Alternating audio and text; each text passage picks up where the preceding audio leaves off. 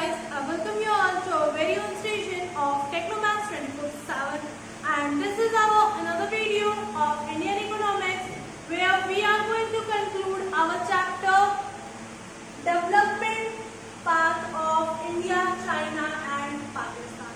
So this is our last video of Indian economics development, and by this we are going to complete our syllabus of Indian economics development, and we are also going to complete the syllabus of class 12 because we have completed the syllabus of macroeconomics and priorly, and today we are going to complete the syllabus of Indian economics too. By this our whole curriculum of economics of class 12 is completed. So let's move on the video and let's see what were the development strategies of India, China and Pakistan. तो सबसे पहले अगर हम India की बात करें तो India की जो भी डेवलपमेंट स्ट्रेटजीज थी इसको हमने अपनी पूरी इंडियन इकोनॉमिक डेवलपमेंट में पढ़ा है कि at the time of independence हमारी इंडिया कैसी थी, उसके बाद क्या किया गया। 1951 में फर्स्ट 5 ईयर प्लान लॉन्च किया गया जिसमें फर्स्ट फोकस क्या था, एग्रीकल्चर सेक्टर था। हमें ग्रीन रिवॉल्यूशन मिली। फिर हम आए 1991 पे जब हमने क्या किया, प्राइवेट सेक्टर को मेन फोकस दे दिया, एलपीजी पॉलिसी हम लेके आए। 1956 में हमने क्या किया, इंडस्ट्रियलाइजेशन स्टार्ट किया। ठीक, बट जो हमारी सिचुएशन थी अप टू 1990 वो कैसी थी कि हमारी इकोनॉमी डेवलप तो हुई थी बट ग्रोथ रेट बहुत ही लो था, बहुत ही स्लो था, जिसकी वजह से 1991 में हमने क्या किया, एलपीजी पॉलिसी लाई ताकि हमारे जो कंट्री की ग्रोथ है वो क्या हो सके, बूस्ट अप हो सके। तो ये तो हमारी जो अबाउट इंडियन स्ट्रेटजीज थी इसको हमने पढ़ा है बहुत डीपली अपने हर चैप्टर्स में। आज हम देखेंगे अपने इस वीडियो में कि डेवलपमेंट स्ट्रेटजीज चाइना की कैसी थी और पाकिस्तान की कैसी थी। तो सबसे पहले हम आते हैं चाइना पे। तो चाइना रिपब्लिक कब हुआ? चाइना रिपब्लिक हुआ 1949 में, यानी कि इंडिया से 2 साल बाद। हम हुए थे 1947 में और चाइना क्या हुआ 1949 में रिपब्लिक हुआ। यहाँ पे क्या था, फुल गवर्नमेंट कंट्रोल था। गवर्नमेंट ने क्या किया, प्राइवेट सेक्टर को एंट्री दी, प्राइवेट सेक्टर से वर्क लिया, बट बोला क्या कि कंट्रोल किसका होगा, हमारा होगा, कंट्रोल गवर्नमेंट का ही होगा। यानी कि प्राइवेट इंडस्ट्री जो थी वो सेटअप भी हुई बट कंट्रोल किसका था, गवर्नमेंट का था।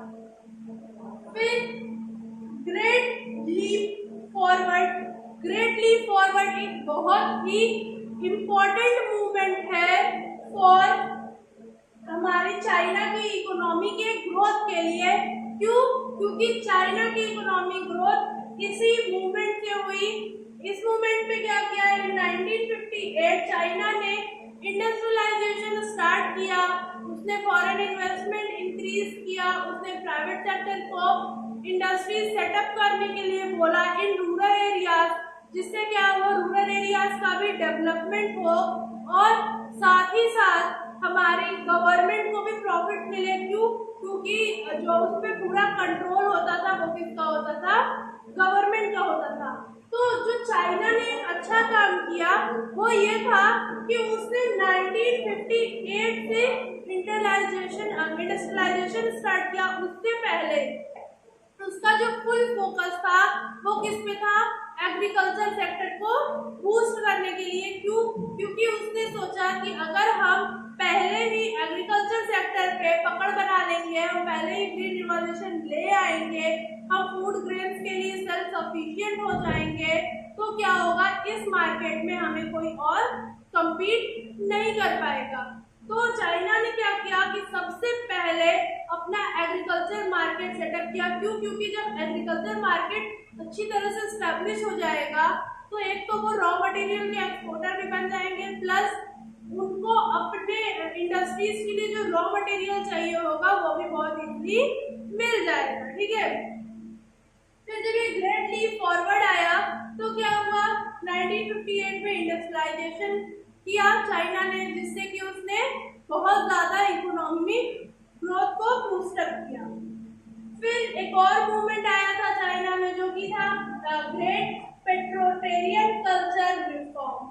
ठीक है, ये क्या था, ये उस टाइम का जो करंट प्रेसिडेंट थे उनके गवर्निंग में आया था और उस टाइम किया गया है कब था, 1966 टू 1976। इसमें क्या हुआ कि जैसे हम ये कह सकते हैं कि हम जिस एज में कार से या टॉय से खेलते हैं उस एज में चाइना में बच्चे क्या करते हैं, उसी चीज को इन्वेंट करते हैं। कैसे, क्योंकि ये जो ग्रेट पेट्रोलियन कल्चरल रिफॉर्म था इसमें क्या किया गया, जो स्टूडेंट्स थे जो और प्रोफेशनल्स थे उनको क्या किया गया, प्रैक्टिकल नॉलेज के लिए रूरल एरियाज में इंडस्ट्रीज में भेजा गया ताकि वो वहां पे कुछ वर्क देख के, कुछ वर्क करके और काफी कुछ सीखे ताकि वो उस एज से, उस स्टेज से ही एक प्रोडक्टिव वर्क करना स्टार्ट कर दे। ठीक है, तो जिससे क्या हुआ कि जो चाइना थी, चाइना में छोटे से मतलब बच्चे से ही वो क्या करने लगे, प्रैक्टिकल नॉलेज गेन करने लगे, प्रैक्टिकल वर्क्स उन्होंने स्टार्ट कर दिया, जिससे उनकी इकोनॉमी क्या हुई और आगे चली गई।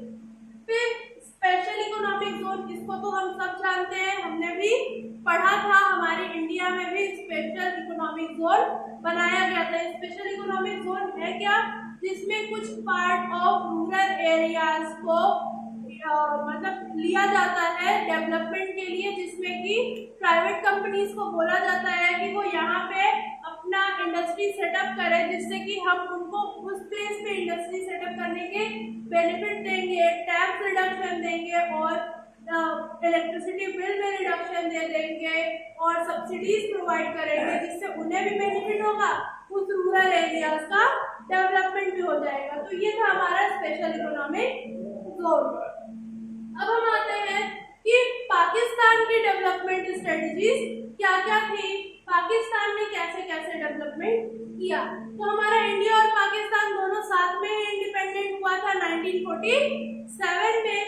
इंडिया ने भी मिक्स इकोनॉमी ऑप्ट की थी, मिक्स प्राइवेट और पब्लिक सेक्टर बोथ, और पाकिस्तान ने भी मिक्स इकोनॉमी ऑप्ट की थी, mix private and public sector both. फिर यहाँ पे ग्रीन रिवॉल्यूशन कब आया, 1953 में आया। इन्होंने भी ग्रीन रिवॉल्यूशन लेके आए, क्यों, क्योंकि ऐसा नहीं कि इन्होंने इंडिया को कॉपी किया, बट क्या था कि ये क्योंकि हम लोग क्लोज थे, इंडिया और पाकिस्तान एक साथ था, ये पार्टीशन हुआ तो हमारी जो फर्टाइल लैंड थी, जैसे हमारी फर्टिलिटी लैंड हमारे इंडिया के पास है, वैसे ही फर्टिलिटी लैंड पाकिस्तान के पास भी थी, इसलिए उसने भी ग्रीन रिवॉल्यूशन हासिल किया इन 1953। और 1953 में वो क्या हो गया, फूड ग्रेन्स को लेकर सेल्फ प्रॉस्परस हो गया। फिर हमारा जैसे फर्स्ट 5 ईयर प्लान, इंडिया का फर्स्ट 5 ईयर प्लान कब आया था, 1951 में आया था। चाइना का फर्स्ट 5 ईयर प्लान आया था 1953 में, और पाकिस्तान का फर्स्ट 5 ईयर प्लान कब आया था, 1956 में। यानी कि पाकिस्तान जो है वो अपने 5 ईयर प्लान को लॉन्च करने में सबसे पीछे था। तीनों कंट्रीज ने 5 ईयर प्लान को लॉन्च किया, बट सबसे पहले इंडिया ने किया, देन आफ्टर चाइना और लास्ट में पाकिस्तान। ठीक है, पाकिस्तान की जो डेवलपमेंट पॉलिसीज थी वो क्या थी, जैसे कि इंडिया ने किया कि उसने एग्रीकल्चर स्ट्रक्चर से शिफ्ट होके इंडस्ट्रियलाइजेशन पे ज्यादा फोकस किया, वही काम इन लोगों ने भी किया। इसीलिए क्या हुआ कि ये चाइना से पीछे रह गए, क्यों, क्योंकि चाइना ने पहले एग्रीकल्चर को सेक्टर को उठाया, फिर वो इंडस्ट्रियलाइजेशन पे गया। बट इंडिया और पाकिस्तान ने क्या गलती की कि इनका जो मेन था वो एग्रीकल्चर सेक्टर था, यानी कि इनके पास ज्यादा फर्टाइल लैंड थी, ज्यादा चीजें थी, तो इनको पहला फोकस इनका एग्रीकल्चर होना चाहिए था। बट वो क्या किए, शिफ्ट कर गए, इंडस्ट्रियलाइजेशन पे शिफ्ट कर गए, सर्विस सेक्टर पे। क्यों, क्योंकि उसमें पैसा ज्यादा था, जहाँ इनका हार्म हो गया, जहाँ से ये पीछे रहे। फिर प्राइवेट सेक्टर कंट्रोल पाकिस्तान में कब आ गया था, 1988 98 में, यानी कि इस चीज में जो पाकिस्तान था वो इंडिया से आगे निकल गया। कैसे? क्योंकि हमारी जो एलपीजी पॉलिसी आई थी, हमारा जो प्राइवेटाइजेशन हुआ था वो कब हुआ था? 1951 में हुआ था, सॉरी 1991 में हुआ था। हमारा जो इंडस्ट्रियल पॉलिसी था वो 1956 में आया। उसके बाद जब उससे प्रॉफिट नहीं हुआ तो क्या किया गया कि 1991 में प्राइवेटाइजेशन लाया गया, लिबरलाइजेशन लाया गया और ग्लोबलाइजेशन लाया गया। ठीक है, तो ये क्या था कि इससे हमारी क्या हुई, इकोनॉमिक जो क्या कहते हैं, इकोनॉमी जो थी वो पाकिस्तान से थोड़ी पीछे रह गई। क्यों? क्योंकि पाकिस्तान जो था वो 1988 में ही प्राइवेटाइजेशन कर लिया था। 1998 में ही उसने क्या किया था, कंट्रोल जो है प्राइवेट सेक्टर को दे दिया था। बट हमारी इंडिया क्या की, हमारी इंडिया ने 1991 में यही काम किया था। ठीक है, तो ये तो था हमारा development part of China and Pakistan. अब हम आगे देखेंगे कि क्या क्या डेवलपमेंट स्ट्रेटजीज के थ्रू क्या कॉम्परेटिव एनालिसिस आता है in India, China and Pakistan.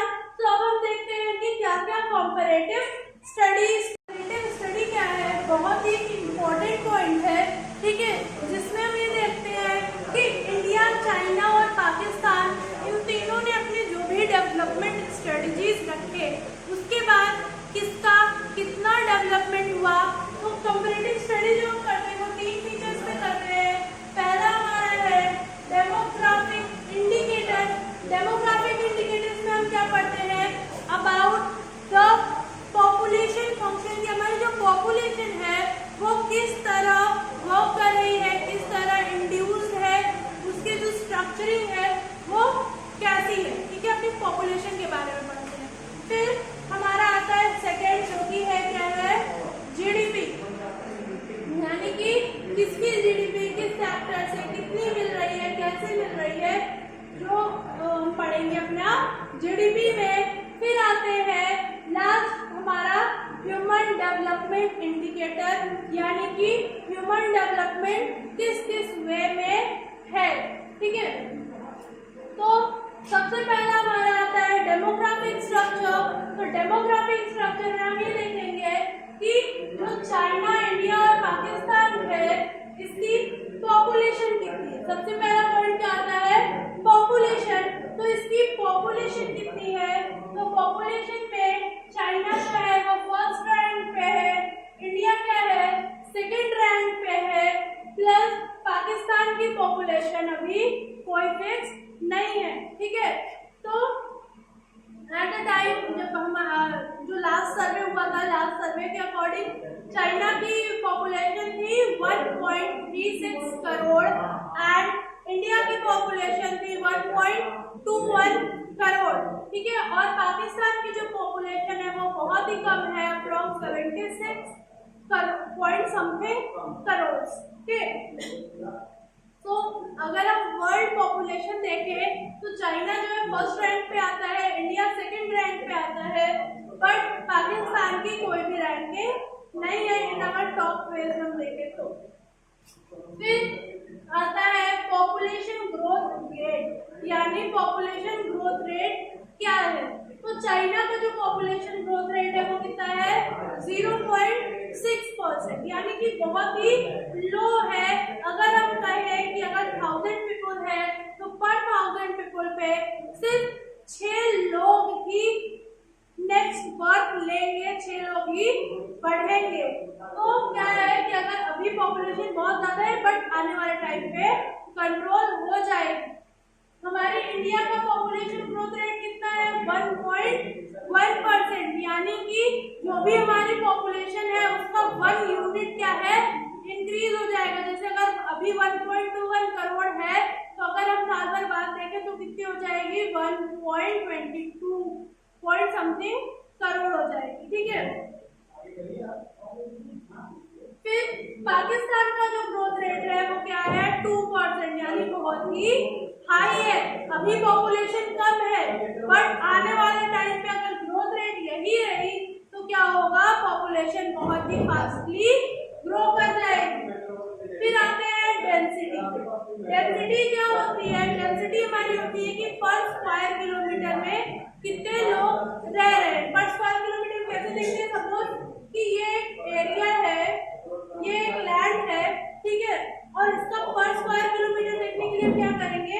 यानी कि यहाँ से 1 किलोमीटर, यहाँ भी 1 किलोमीटर, यहाँ भी 1 किलोमीटर, यहाँ भी 1 किलोमीटर, ये जो 4 साइड्स में 1 किलोमीटर का एरिया इसका बन रहा है, ये क्या होगा? 1 स्क्वायर किलोमीटर। यानी कि एक एरिया से उसके 4 साइड में 1 किलोमीटर जो एरिया होगा उसमें कितने लोग रह रहे हैं, एवरेज कितने लोग रह रहे हैं। तो चाइना में कितने लोग रह रहे हैं? 138। क्यों? क्योंकि उसकी जो क्या कहते हैं एरिया है, एरिया चाइना की बहुत बड़ी है, इस वजह से उसकी डेंसिटी क्या है?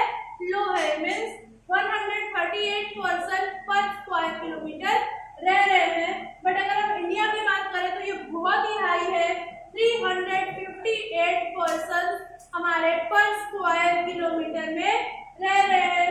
फिर पाकिस्तान की अगर बात करें तो ये रेट कितना है? 193 है, ठीक है। तो ये था हमारा डेमोग्राफिक इंडिकेटर। अब हम आते हैं नेक्स्ट पे, जो कि हमारा है GDP. GDP means gross domestic product. हमने इसको बहुत बार रीड किया है, ये बहुत ही मेन इंपॉर्टेंट टॉपिक है क्योंकि हर चैप्टर में ये कोरिलेट करता है। तो जीडीपी जो है, एवरेज जीडीपी कितनी है? चाइना की है 9.5%, यानी कि यहाँ पे भी चाइना आगे है। देन इंडिया की है 5.8% और पाकिस्तान की कितनी है? 4.1% है, यानी कि पाकिस्तान क्या है? सबसे पीछे है इन द जीडीपी। फिर आता है जीडीपी फ्रॉम एग्रीकल्चर, यानी कि जो ये टोटल जीडीपी है, जीडीपी का कितना परसेंट एग्रीकल्चर से आता है? तो जो चाइना है उसकी जीडीपी का 9% एग्रीकल्चर से आता है, इंडिया का 19% एग्रीकल्चर से आता है और पाकिस्तान का 21% एग्रीकल्चर से आता है। बट यहाँ पे पाकिस्तान ज्यादा हाई नहीं है। क्यों? क्योंकि उसकी जो एवरेज जीडीपी है वो लो है, तो जीडीपी का उतना परसेंट वो एग्रीकल्चर से ले रहा है, बट उसकी जीडीपी जो है बाकी कंट्रीज के अकॉर्डिंग लो है, ठीक है। एग्रीकल्चर पॉपुलेशन, यानी कि पॉपुलेशन जो है हमारी वो कितनी एग्रीकल्चर में इंड्यूस है। तो चाइना की 37% ऑफ पॉपुलेशन एग्रीकल्चर में इंड्यूस है, इंडिया की 56% और पाकिस्तान की 45%, यानी कि हमारे इंडिया में सबसे ज्यादा लोग हैं जो एग्रीकल्चर सेक्टर में वर्क कर रहे हैं। तो ये था हमारा जीडीपी।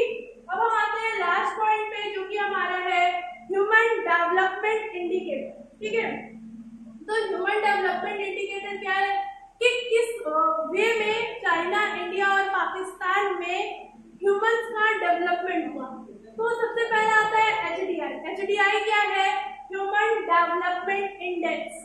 ह्यूमन डेवलपमेंट इंडेक्स यानी कितना डेवलपमेंट कहाँ हुआ। तो चाइना का जो था कितना था? 0.752, यानी कि एक अच्छा डेवलपमेंट हुआ। इंडिया का कितना है? 0.64, ये भी बहुत अच्छा है। फिर पाकिस्तान का क्या है? पाकिस्तान का ह्यूमन डेवलपमेंट इंडिकेटर सबसे लो है, वहां पे कितना है? 0.562, ठीक है।